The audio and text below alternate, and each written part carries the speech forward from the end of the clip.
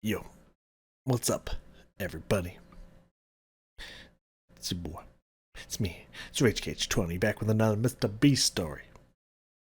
They figured one more before bedtime. Why not? Today we have female Hannibal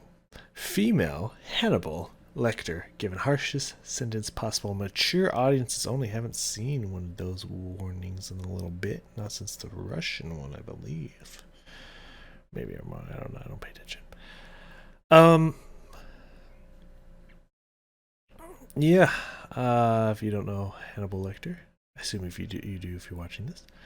Silence of the Lambs, eats people, like cannibal, female cannibal, who's given the harshest sentence possible. That sounds exciting. Only 17 minutes. Nice short one. I like that. I mean, I don't mind it really. I like long, but that's a quick one. Sounds good. Whew, excuse me. And I had some thoughts, but I want to find out some information before I share those thoughts. So let's bring it down here and get into this bad boy. Mr. B, take it away. Give me all that you got. Today's story is about a crime so horrific that a judge handed down a sentence that had never been given before in Australian history. This story is exceptionally graphic. As such, viewer discretion is advised. Fuck yeah. But before we get into Better today's be. story, if you're a fan of the strange, dark, and mysterious delivered in story format, then you've come to the right place because that's all we do, and we upload once or twice every week. So if that's of interest to you, please offer to spray the like button's face with sunscreen, but instead use bear spray. Also, please subscribe to our channel and turn on all notifications so you don't miss any of our weekly uploads. Before we get into today's story, I want to talk to you about today's sponsor, Honey. Are you tired of paying full price for your bear spray? Me too. That's why I started using Honey. Honey, like bear spray, is one of those things that you don't realize you need until you have it. Then you're like, how did I ever live without this thing? Honey, which is completely free, automatically scours the internet for discount codes and coupons for nearly any. I mean, cool. Don't really care, but cool. Good on it. Good on you, honey.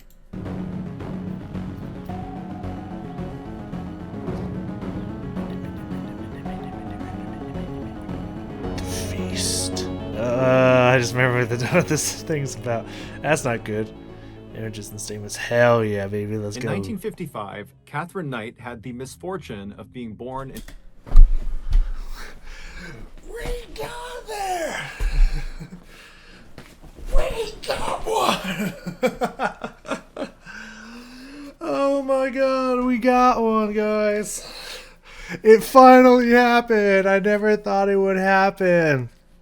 So when it said Australia, I was thinking like, oh yeah, no, I remember Catherine Knight from Skinned after my research got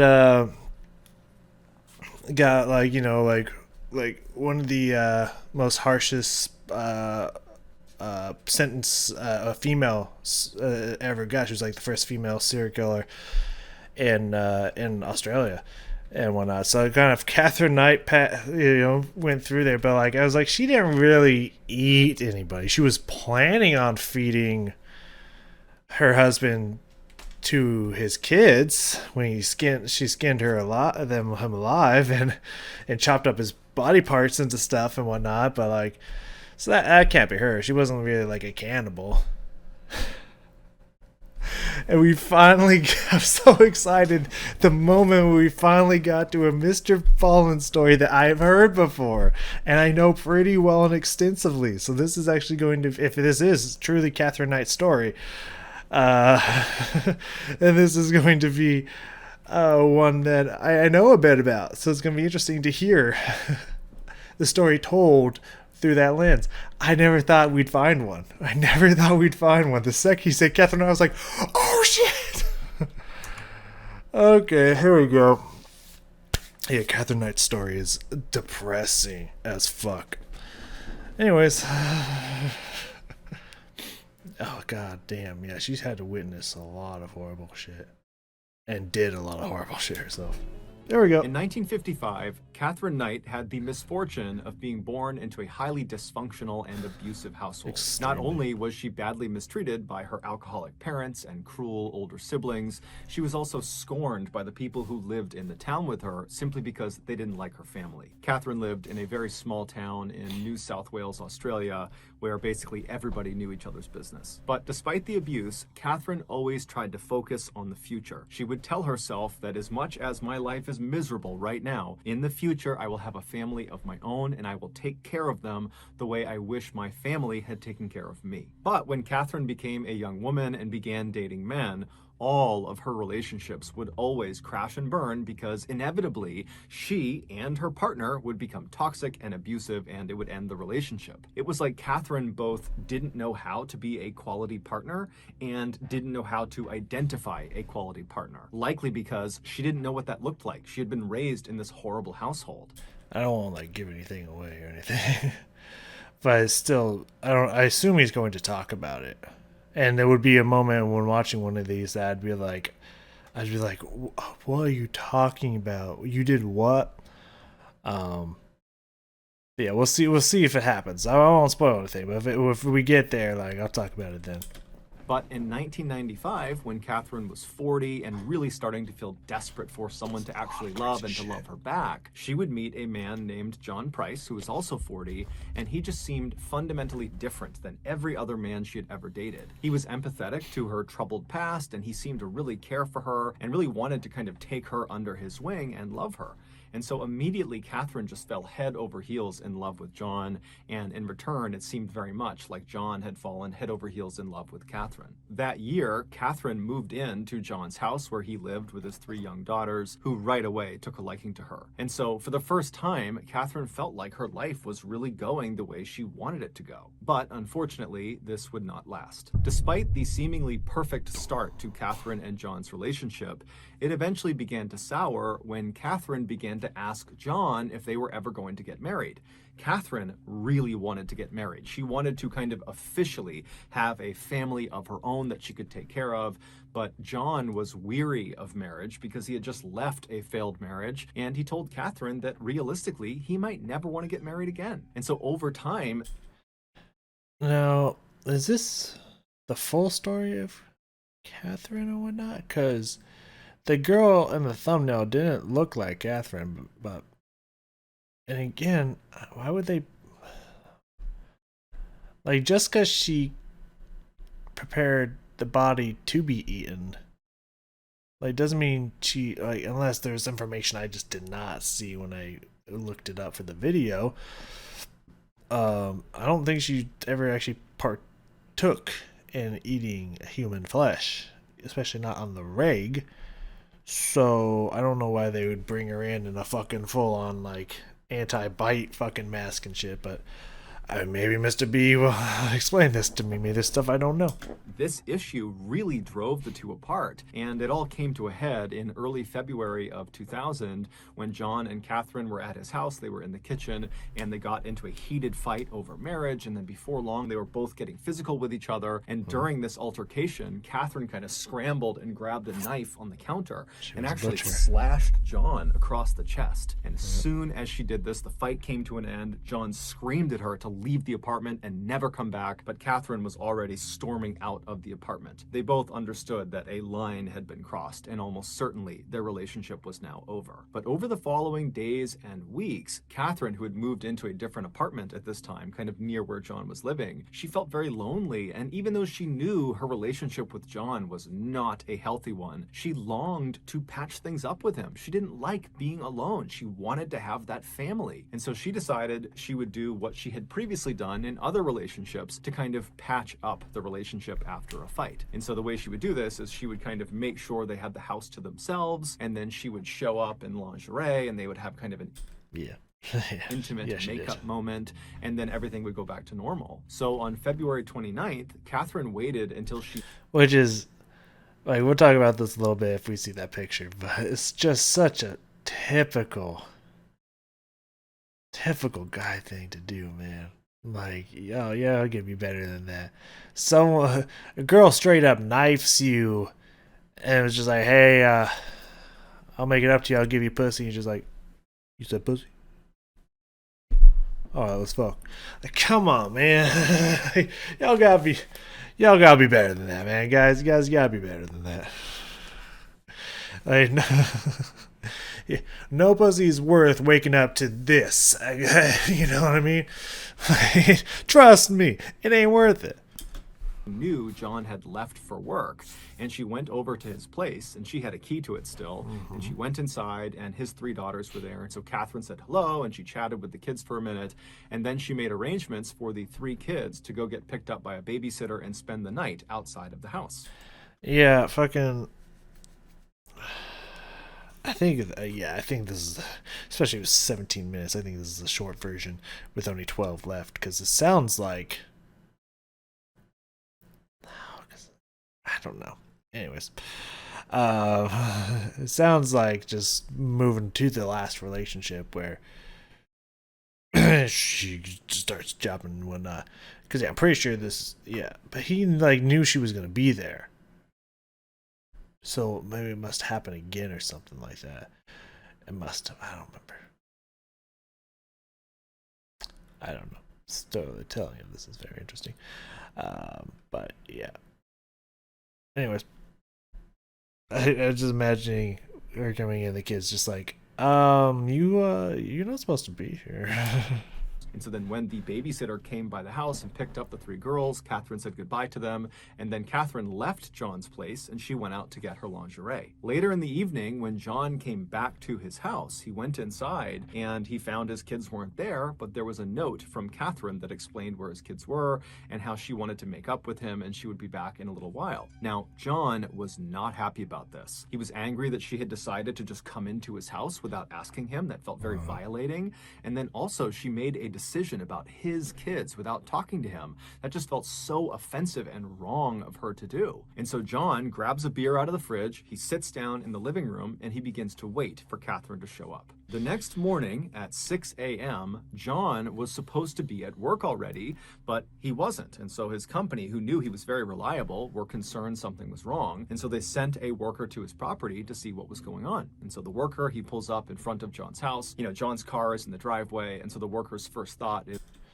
So, yeah, so this is skipping quite a bit. Which, I mean, you don't need the whole story of her life. Yeah, I guess in this specific telling of this tale. But I distinctly remember reading this, unless this was just incorrect information, because, you know, I just read up, usually Wikipedia page, before watching a skin video. But I'm pretty sure he straight up told someone at his work, like, hey, you know, if I don't show up to work tomorrow, Catherine killed me. I'm pretty sure he, like, straight up told them this. So I don't know. Maybe I got information incorrect. I do not know. So I guess John must have overslept. And so the worker walks up onto John's front porch and he knocks on John's front door, but there's no answer. And so the worker knocks again, still no answer. And so this guy turns around to leave and go back and tell the company, look, I don't know what's going on.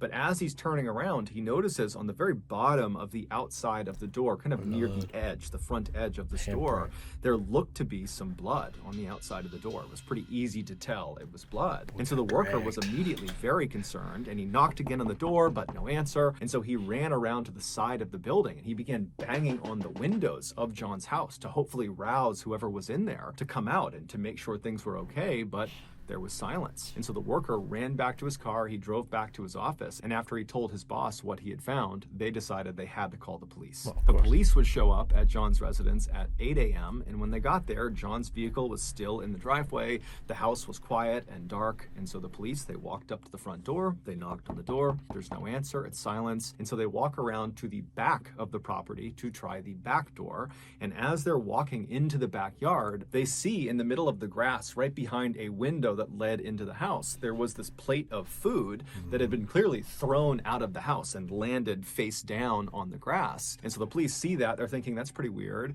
And so what they do first, before even going to the back door, is they turn to the window, which clearly the food had been thrown out of, but whoever had done it had then shut the window. And so they go over to the glass and press their faces up against it and peer inside. And there's no John, there's no people, there's nothing inside, it's dark. But right inside of this window is this big dining room room table, and it's covered with this amazing spread of food. It looks like a Thanksgiving Day meal. Yeah, oh yeah. You don't want to eat that food. Meal had been prepared, but then no one had eaten from it. And so they're thinking, okay, well, for whatever reason, one of these plates of food was thrown out the window. That's very odd. And so the police come off the window, they walk over to the back door, they knock a few more times, but after even more silence, they kick the back door down and they go inside. As soon as they step in, there's two officers. They walk straight into the house with the dining room table with all that food on their left, and there's nothing that stands out. I think they're lucky. And again, this is more information I just got incorrect. They're lucky she was passed out because just two officers, and that girl was really good with a knife, which he did not explain any of that, anything about her background history or anything. But girl's job was literally to cut the flesh and skin cows and animals and stuff. She was literally a butcher, and she was really good at fleecing flesh right off the skin, like right off the meat. Like like if she was up and there was only two of them and they didn't have their weapons drawn, she probably could have killed at least one, if not injured the other. Easily. They're calling for John. It's silent. Everything is off. Everything is quiet. And they keep on walking into what appears to be the living room where the TV is and where there's a couch. And as soon as they walk in, they see there's blood everywhere. And towards the front of the living room, where the front door actually opened into the house, there was a very obvious pool of blood. Basically, if you stepped into the house, you'd be stepping into this puddle of blood. Yeah. And as they're looking at this pool of blood, they see there is a distinct blood trail from the pool back into the living room that they have just walked into, and the trail kind of leads behind a couch out of their view. And so they walk around the couch to see what's at the end of this trail, and they find Catherine Knight's crumpled body on the ground. And so right away they rush over to her and they feel for a pulse, and they discover that she actually does have a pulse, but very obviously she's clinging to life, barely. And so one of the officers stays with Catherine while they're calling in paramedics to come in and deal with her, while the other officer draws their weapon and they begin searching the rest of the house. And so the officer walks past the front door on their left, and they go into the other side of the first floor, which is basically like this lounge room, kind of like a secondary living room. And as they're looking out across this room, they see there's no one in it, but there appears to be this curtain blocking the entrance to some other side room. And this officer, as they're looking at it, they look down and they notice there's another blood trail that starts from the front of the house. It snakes all the way across this lounge room and kind of disappears into this covered up room. And so this officer yells out for John, but there's no answer. And so he ends up going all the way across, checking as he's going, looking around, but there's no one there. And he gets to this towel, and with his non-shooting hand, he kind of pushes it out of the way, and he looks inside of this space. And it turns out to just be a small closet. There was nothing of note inside. It didn't really make sense that the blood trail had led to this closet. But then, as the officer is kind of wondering why the blood trail ended here, he started to feel something cold on his non-shooting arm. And so he looked down at... I just thought about something. I did mention, what's her face? I did mention Catherine being a serial killer. That's not technically correct because she only killed one person. She was the first female killer in Australia, not actually serial killer.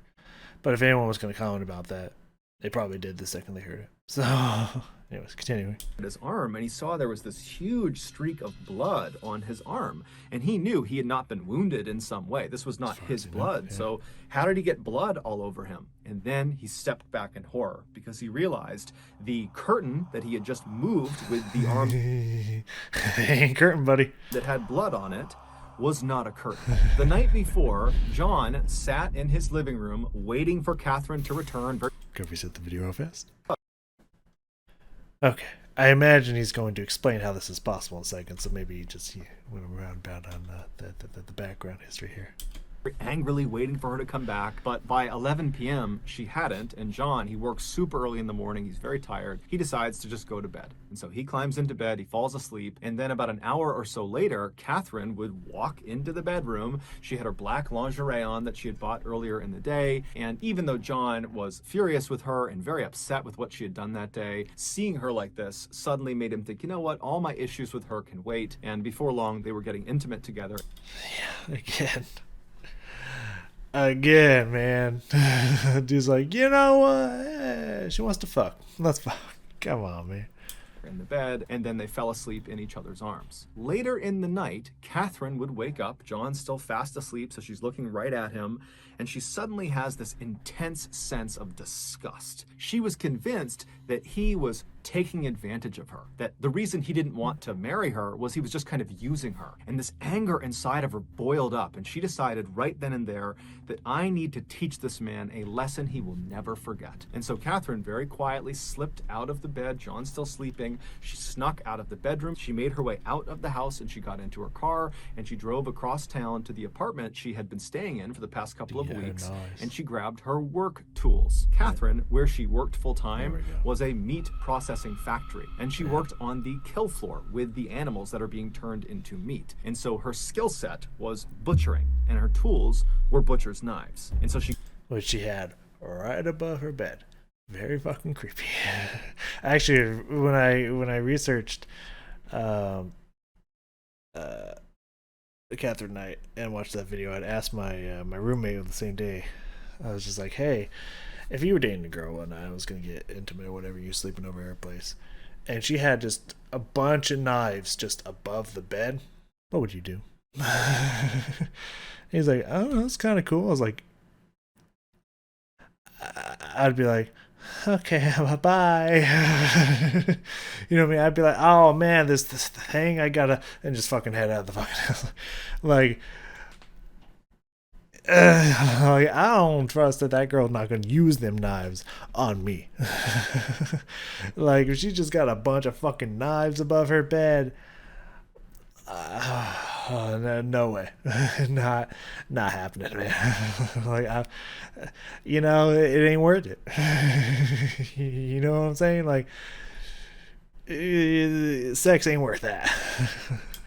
grabs her kit of butcher's knives, and she drives back to John's place. She goes into the house, she makes her way into the kitchen, and she unrolls this kit full of different sized butcher knives, and she picks the one she wants, she pulls it out, she makes sure it's nice and sharp, and then she made her way into John's bedroom. When she got into his bedroom, John was still asleep. He was lying on his back, covers up over him, fast asleep, and she climbed onto the bed, being very careful not to wake him, and then when she was straddling him kind of on her knees right over his midsection, she raised the knife up between her two hands and she brought it down into his chest. John immediately shot up, bucking Catherine off of him. She went flying onto the floor, and then instinctively, John just begins running out of his bedroom. He has no idea what's happening. He's been stabbed, but he probably can't even feel it. It's all adrenaline. He's just running through the house. But by the time he gets to the front of the house, the blood loss had caused him to be so weak he could barely stand. And so he managed to open the front door, but then he collapsed onto the ground halfway between the inside and outside of the house. And so laying there, he reached out with his bloody hand and he grabbed the edge of the door that was partially open and tried to pull himself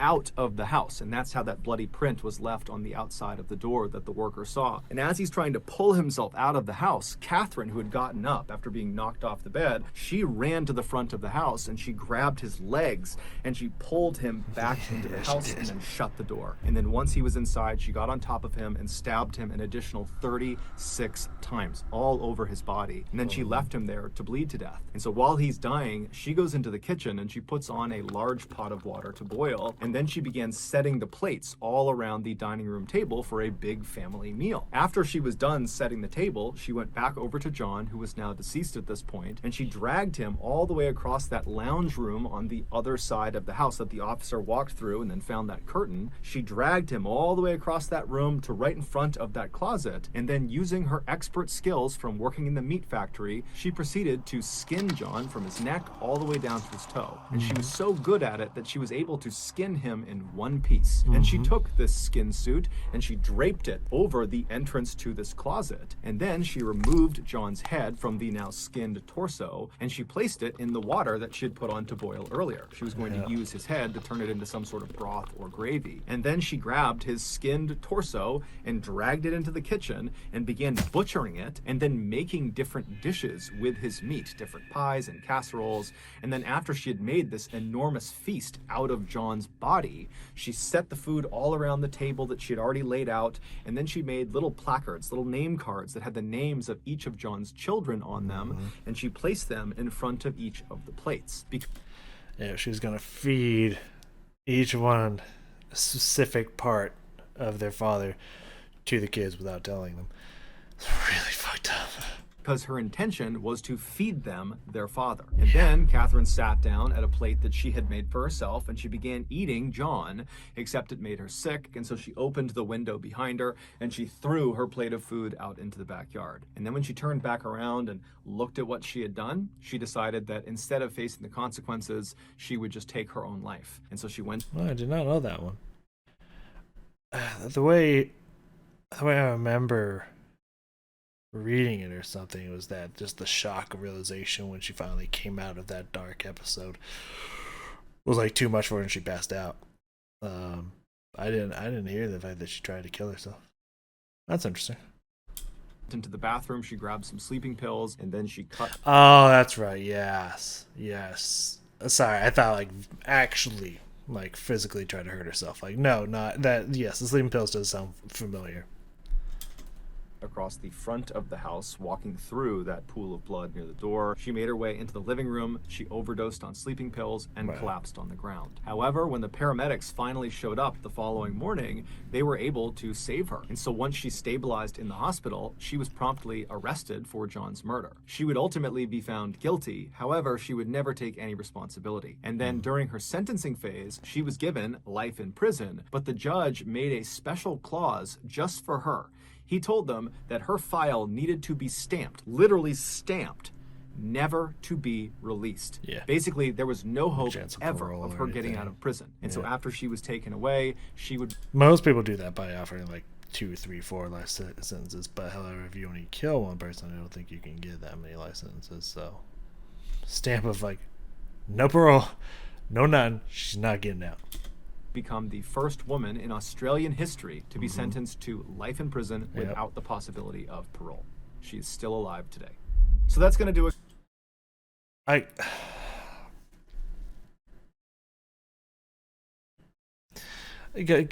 gotta tell you, man, like,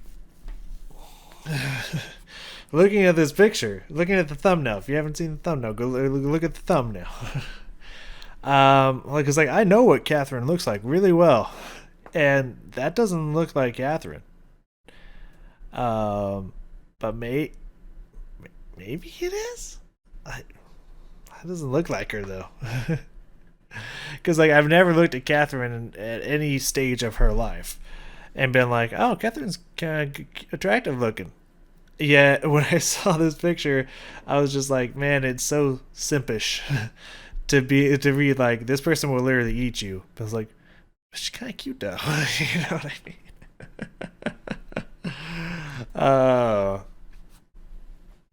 But that's the same thing with John. There it was just like she's psychopath, but she kind of cute. I'll fuck her.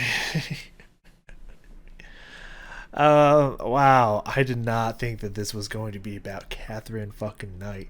That did really throw me through a loop there. Now again, I don't know what information I either misremembered or what. Maybe stuff that maybe Wikipedia got wrong, because it has been wrong before in the past, but it's nowadays it's very well monitored, so I feel like it would give correct information. Remember back in the day, it straight up lied to me, and I and no one like really trusted Wikipedia, but now it seems pretty legit. But I don't know. But yeah, I very distinctly remember reading. I mean, again, I haven't watched. There's a long, like a long 45 hours so video all about Catherine. There's a word for the documentary, and I haven't watched it. But I distinctly remember reading. The fact that John knew Catherine was gonna be home, and he knew that she might kill him because he knew she was crazy. But like he had to go home to to face her, because he as far as he knew, he did not know that she had sent away his kids, just like he said.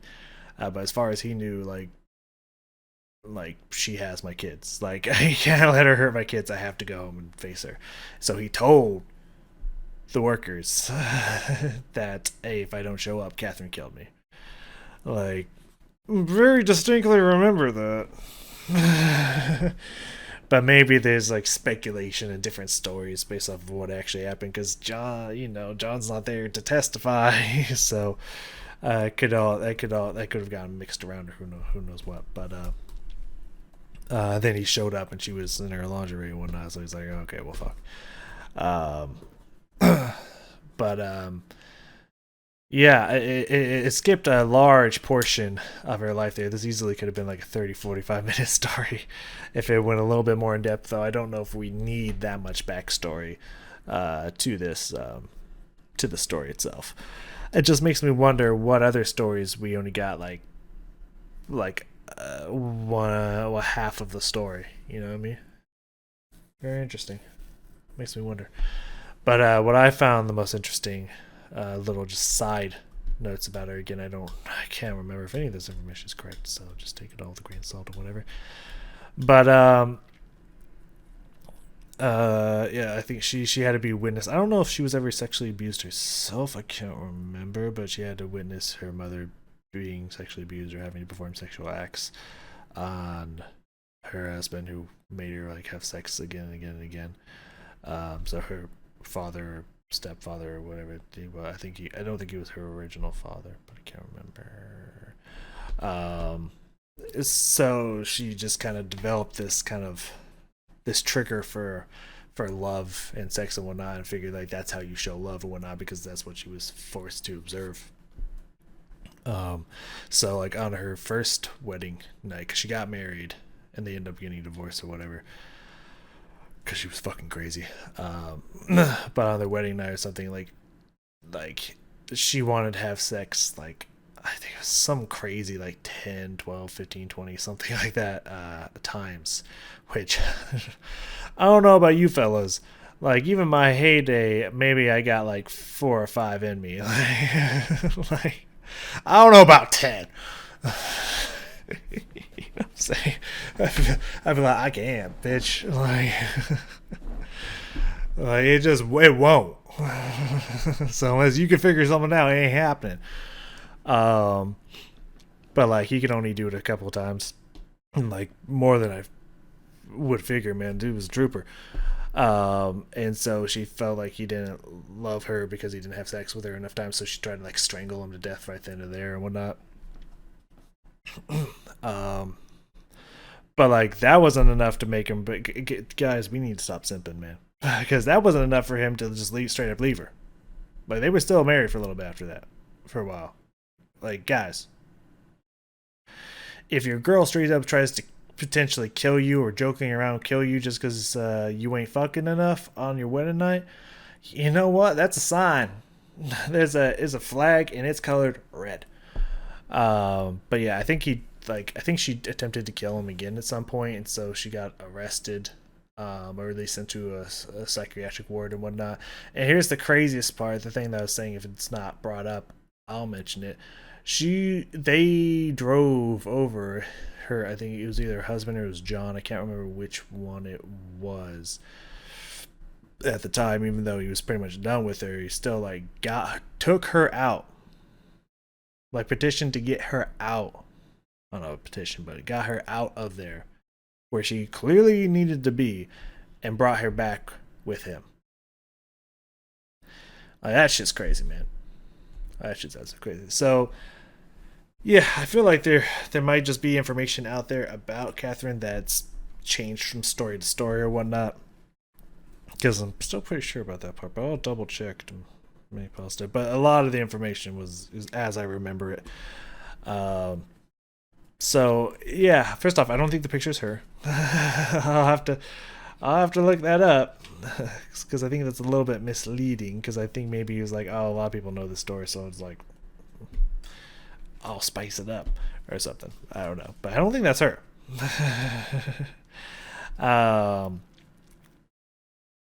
But I also think it's a little bit of a misleading title because, while yes, in a kind of a fit of an episode, she did attempt to eat him, but like obviously, like the shock of what she had done and when she kind of came out of her episode and whatnot, and the fact of trying to eat a human like made her so sick or whatnot that So I won't say Hannibal Lecter because she didn't really go through with it, so it's a little bit of a misleading title, but I get it. You got to get the views, you got to get the YouTubes. I feel you. I feel you. It's what it is. What it is. So wow, that was that was fascinating. I wonder if there's any other of these ones that's just like, I know this story, and if it'll be entertaining. If I'm sitting here just like, there's a lot of information left out, so we'll see. Anyways, that was fun. That was interesting. That was exciting. Thank you all so very much for joining me here today. I guess technically, I usually don't do a call to action to other stuff, but a video to where I had all the details freshly read, and then a lot of the details freshly read and recited and whatnot. If you wanted to check that out, don't care if you do or not, but just if you want to hear me talk more about Catherine, my Catherine Knight reaction video from Skinned. I talk a lot about Catherine in the beginning there. So yeah. I gotta go look at the end of her tail again to figure out what went down. See what's going on here. But yeah, that's gonna do it here today. Thank you for joining me, and I will see you all next time.